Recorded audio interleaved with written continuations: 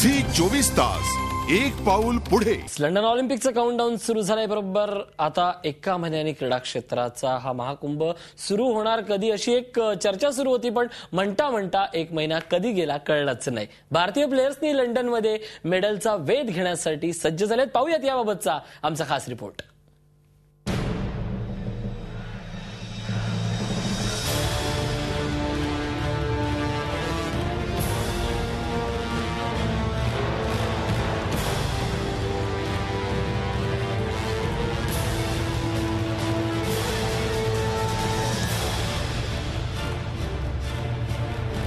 तेरा गेम्समध्ये भारताची दावेदारी।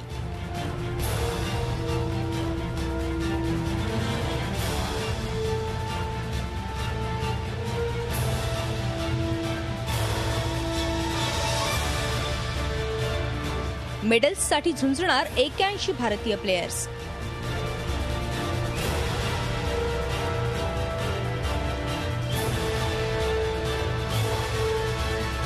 भारताची ऑलिम्पिक सफर 112 वर्षांपूर्वी सुरू झाली। तिथपासून सुरू झालेल्या भारताच्या ऑलिम्पिक सफरीमध्ये निराशाच जास्त पदरी पडली। हॉकीनं भारतीयांना अनेक मेडल्स मिळवून दिली, मात्र इतर खेळांमध्ये भारत मेडल्स मिळवण्यात बराच मागे पडला। भारताला हॉकीशिवाय कधीतरी कुस्ती, टेनिस आणि वेटलिफ्टिंगमध्ये मेडल मिळालेत।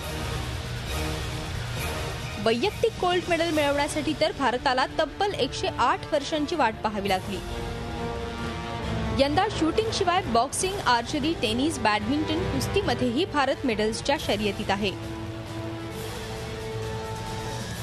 बीजिंगमध्ये तर 3 मेडल्सची कमाई करत भारतीयांनी ऑलिम्पिकमधील आपल्या सर्वोत्तम कामगिरीची नोंद केली। बीजिंगनंतर आता लंडनमध्ये पहिल्यांदाच बॉक्सर्सचा दम दिसेल। जगभरातील अव्वल प्लेयर्समध्ये 81 भारतीय 13 क्रीडा प्रकारात मेडल्ससाठी दावेदारी सांगतील। आता लंडनमध्ये भारतीय इतिहास घडवणार का?